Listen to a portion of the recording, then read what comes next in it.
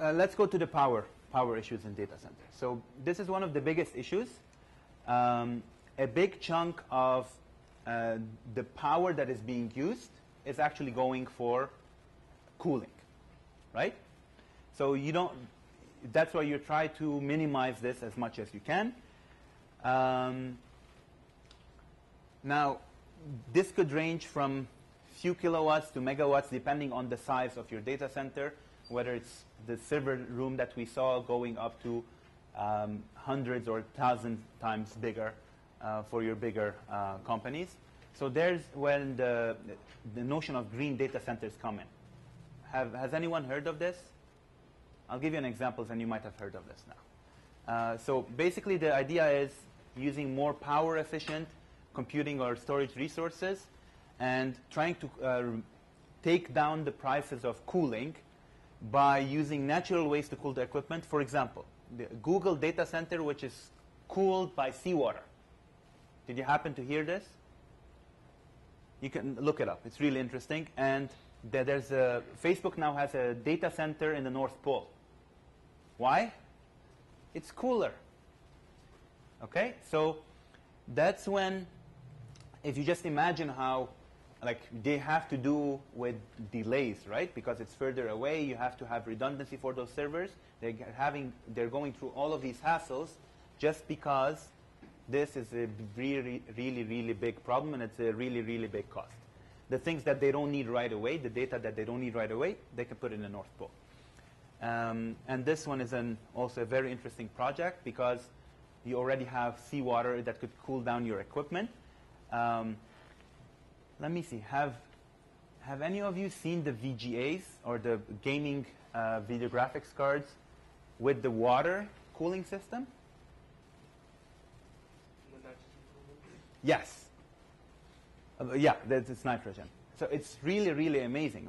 Some of those are big, and you have your desktop, and outside your desktop you have to have a device actually just to do the cooling because you want to play really good games, I'm guessing. Okay, so now we come to cloud computing. Cloud computing is just this. It's just a mechanism through which you can rent resources. It's a new computational model where your software, which includes computing and storage, is provided as a service.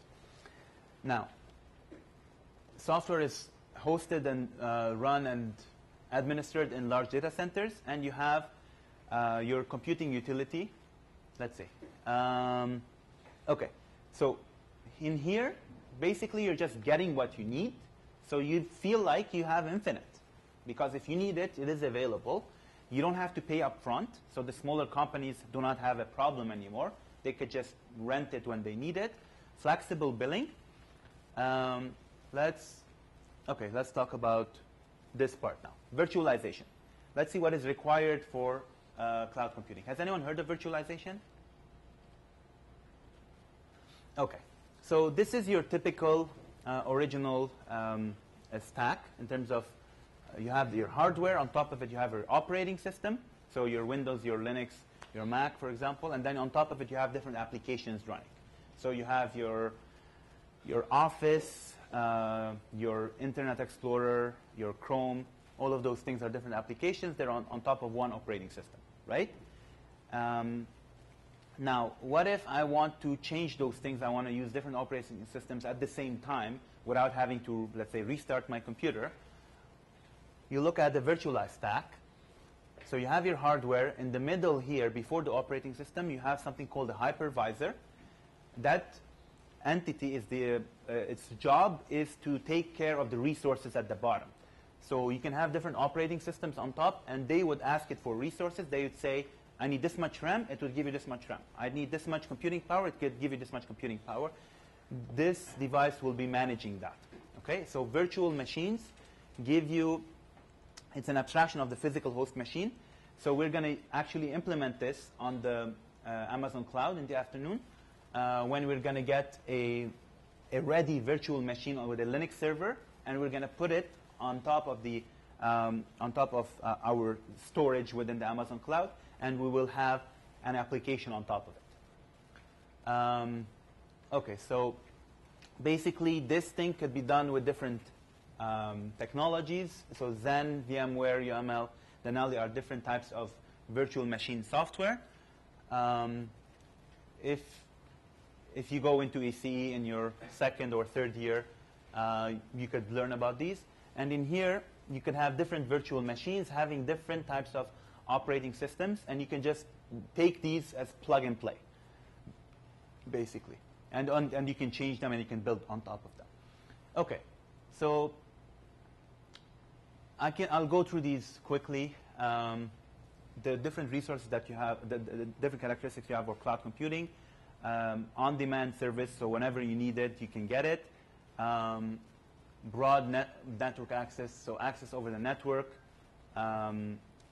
Let's see, resource pooling, so this way you can actually monitor what is happening with your different resources from one location. Rapid elasticity, so you can go up to your peak demand whenever you need it, and you can go down to your regular demand instantly. It's even easier than party rentals. You don't have to go back and ship those things. It's happening all of it through your communications, through your networking, so it's far easier. So this is the, I would say, the takeaway from this. So all of you should listen now. All of you. Okay. So this is the takeaway from cloud computing. This is the demand that you have. Okay? So your demand is going up and then it's going down. Okay? On the left. So this is your original one. With a static data center where you're not changing things, where you're over-provisioning and having all the resources ready for anything that could come up, you need to have your capacity at the red line here. So you need to have your capacity higher than your peak demand, which is here. Okay? Is that clear? Okay.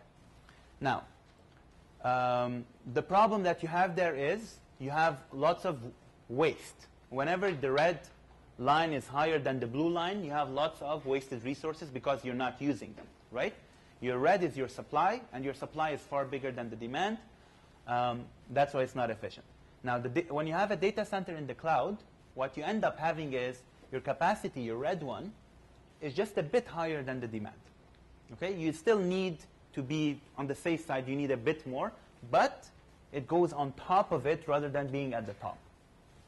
Okay? Just on top of it, you're using as much as you need. You're not using far more than you need. Okay? That is the notion of cloud computing. And you can think of this difference. You can see it here. These are the unused resources. These are millions of dollars. For a big data center, these are millions of dollars. For even like a small data center, these could be like tens of thousands of dollars. Let me just give you an example. A $100,000 server consumes $10,000 of power every year. Okay, just think of that. Every year, that's what it requires in terms of operation, in terms of cooling. Every year. So if you think of that times 1,000 or 10,000 in some of the bigger data centers, you could just imagine at how much unused resources are going if you're not using the cloud. Okay, here you can see the gray, the unused resources are far lighter, but you need that just in case things are changing during a fast time. Okay, so let's go to the economics of this. So you have what's happening in the cloud is your capacity. Let's see. If your capacity is not really high, if your capacity is here rather than at the top, let's see, that's not highlighted. So the gray one then, what would it be? At the top, what's the gray one now? Lost what? Sale. Lost sale, right? Lost users. So if you don't actually have the capacity that is being required, being demanded, if your supply is less than your demand, then the gray one there is lost customers, lost users, lost money. Those people are not going to come back, right? They're going to go to someone else. It's also basically lost revenue because users are paying money. And yeah, this is similar you can see it here. If that happens over time, the demand is actually decreased because the users are not going to come back. At the beginning, it starts like this, then it goes like here, then it goes below. People who are not being treated, people who are not being served, they're not going to come back, right? Any questions about this? Okay, any questions about anything till now? Okay, please make sure to stop me at any point if you have any questions. So, let's see. So again, measured service, you can go and measure what is happening in your different resources. Let me just add a few of these things. Different things that you could get as a service. There are 3 different notions. One of them is the software. It's called software as a service, or SaaS, and that is where you have, for example, Gmail. So you have your application, you can access it through a client interface. So just the application, you're basically paying for it in some way or another. And everything for the application, you don't see it, right? You just get the application. Another one is platform as a service. In here, you get something like the Google App Engine. And in here, the programmer can use this environment in order to build on top of it the application. Okay, so the first one, you have the application, you can just use the application. And here you have the platform, you can build an application on top of it the way you wish. And the third one, you get infrastructure. So look here, you're going lower down the stack. Now you can get CPU, now you can get memory, now you can get virtual machines. Okay, so this is lower down the stack. In here, you can ask for things such as 2 gigabytes of memory, right? You can't ask for stuff like that at a software layer. At the software layer, I want to open Gmail. That's it.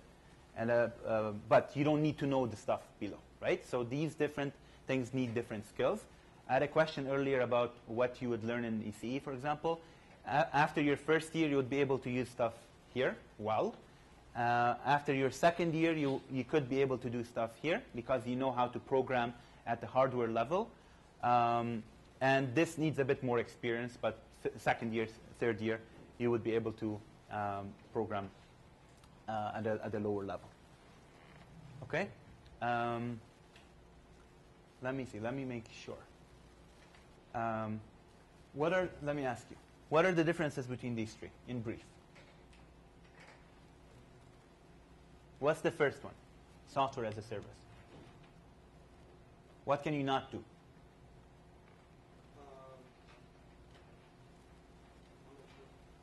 Okay, and anyone else? What can you not do in SAS? You cannot build on your application. You cannot build on your applications. Your applications, you get them as is, and you cannot build your own applications, right? If you want to build your own applications, you can use the platform. Okay, you can use PaaS, and you can build your own application on top of it. So if you're trying to create your own application, you need at least that. Now, the third one, here you're going at a lower level. You're now saying, I want a server in this city with these resources, and I want them to be guaranteed. And I want this server somewhere else with this type of memory and this this type of storage capabilities. Okay, let's move on. Different ways of doing cloud computing. One of them is the public one, where you don't have any of the resources. So you have a very, very thin client. You're just accessing the resources that are all being kept at the organization, such as, for example, Amazon, and there are others. The private cloud is you have the whole cloud, but you have the data center. So you have your own resources, and that is done by some companies because they want everything to be secure. You have the community cloud, where the cloud is owned by several organizations, and you have the hybrid, which is composed of one or more clouds. So it's private and public. So part is private and part is public. That means you put the stuff that need to be very secure in the private, and the things that are not so private, you can put them in the public one. Okay, just in terms of the economics, in terms of network, storage, and administration, you have the cost in a medium data center and the cost in a large data center, and you can see the ratios of how much you can actually save, and you can save by these factors. So 7.1, 5.7, and 7.1 if you go through to a cloud option. Let's see. I want to play this video. He was talking about his vision there. This was in 1997, 15 years ago. He was talking about the iCloud in an indirect way. He mentioned something about a thin hardware. What is that thin hardware? The iPad. Now, where are all the things running? Like, let me quiz you, actually. What type of cloud computing is that? Is it IaaS, PaaS, or SaaS? SaaS, right? So you're running the application. You're not changing the application. So where is all of that found? It's found in the Apple servers. If you're using the cloud, the iCloud resources, your pictures, all of that data is found there. And the vision that he had about accessing from a very thin device, in terms of not having the hardware resources, not having the memory, not having the computational power, but doing stuff somewhere else, and then just getting it whenever you need it, and wherever you need it from any device. When we were in the lab upstairs, we were talking about the black desktop, which was acting as a firewall. And also I mentioned that your home directory is found there. At the gateway node. It's a separate than the 50 nodes that we saw there. And whenever you go to any of those nodes, I was mentioning that you don't need to copy your files, right? Your files get copied by themselves just by logging in, and that is what he was mentioning that they were doing. And he can get that information to whichever computer he logged into. Why? What was the reason for that?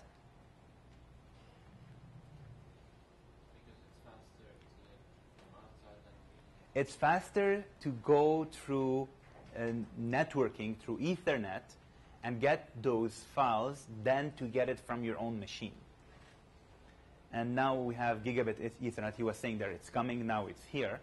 And you know, with the speeds that we have now, how fast it is to get those things. Sometimes if I need to send files from one computer to another computer that are right next to each other, instead of, I don't know, plugging in a USB and putting it on it and sending it to the other one, I email myself.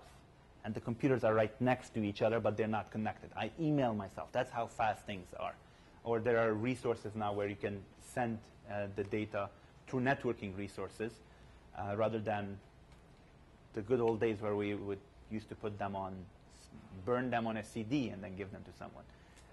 Now it's very easy. You put it somewhere on a website and then send the link and the password, and someone can go and get it. What are some of the other things that he was mentioning? Yeah. Having a uniform, like a computer, like all Apple products have the same specification. So having a uniform layer. So he was talking about the layer in the middle that would be able. It could either be at the lowest level, at the infrastructure level, or at the middle level, where your resources that you need, it would get them based on exactly what you need, and you don't see all of those. So another thing that he was mentioning is, he was saying, I don't care what's on the other side of the wire, right? I don't need to know what's on the other side.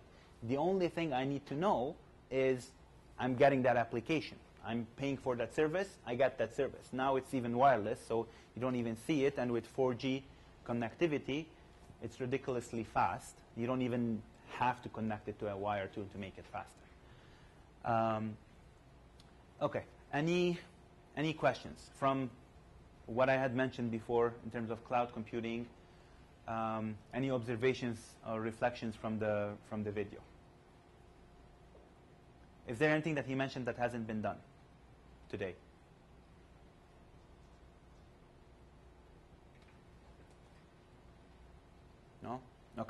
one of the things that I was surprised when I saw this video is how far ahead he was thinking.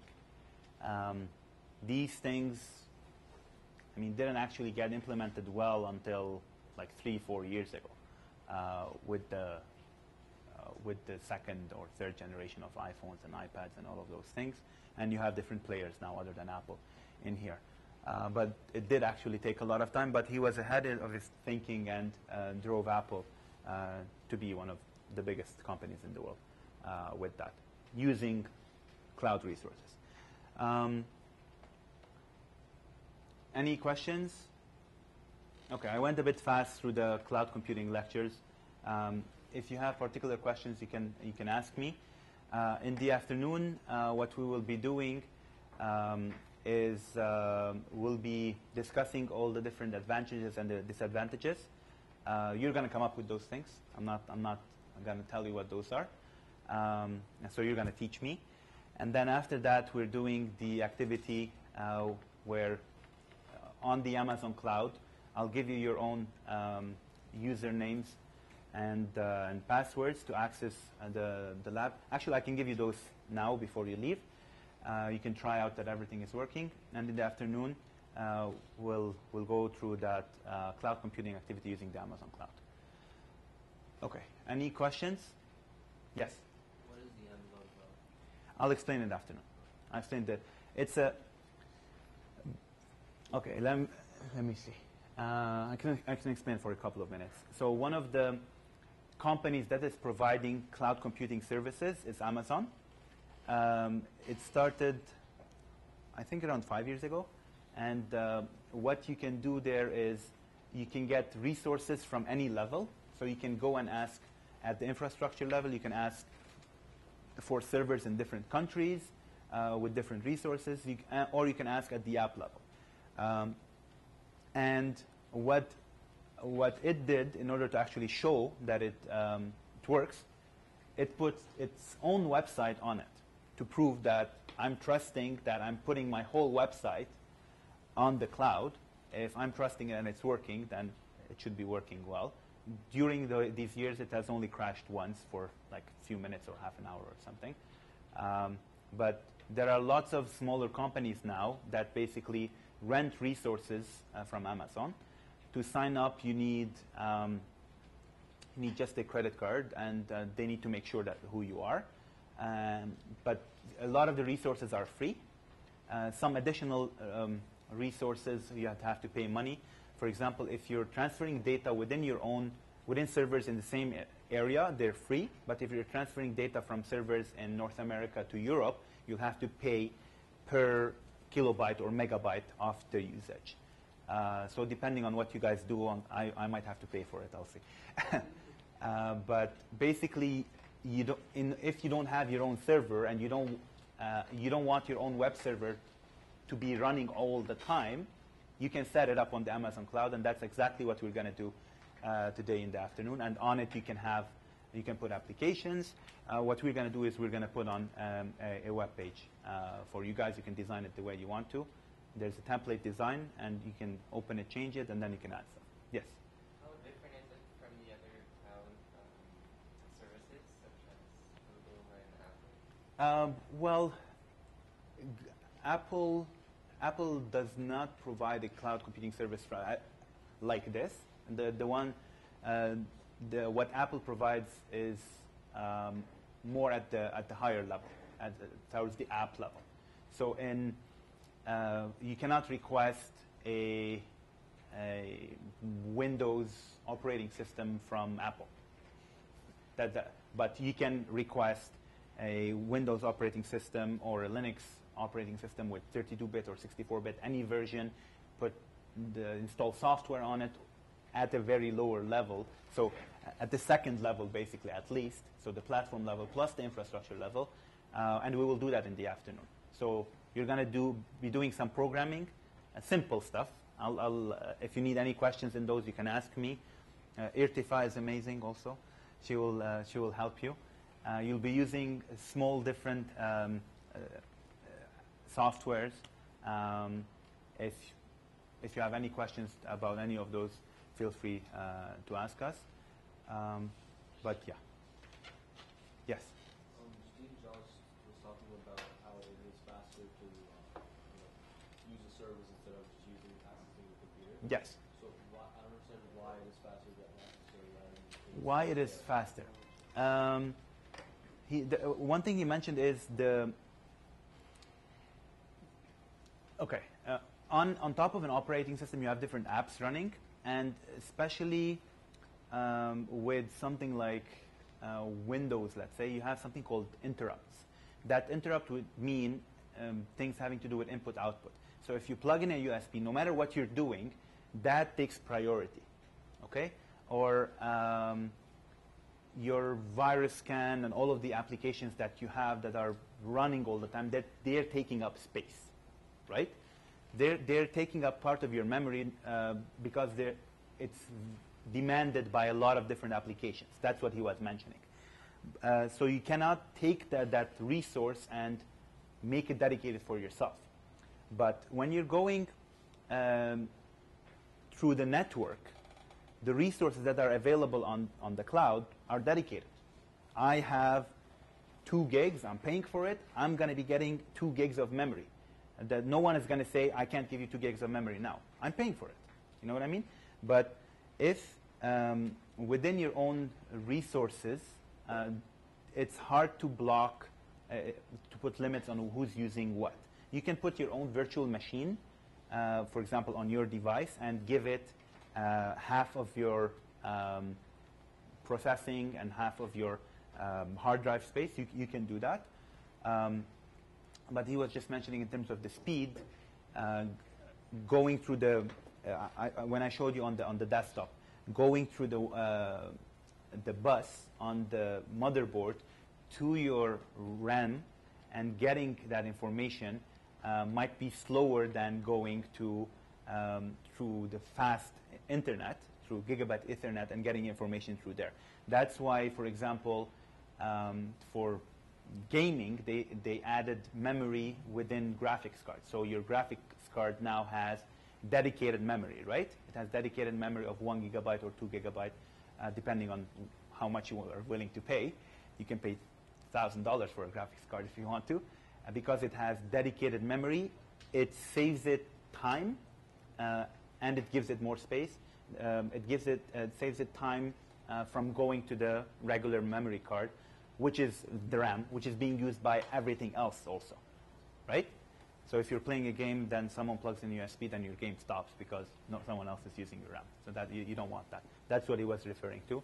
What you're getting from cloud computing is dedicated for what you ask for. Okay, so any other questions? We have time if you have questions. Okay, I will stop here. Now I will give you your accounts. You can log in, you can test them.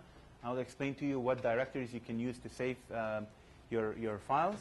And around 12, you can leave. Okay, thank you.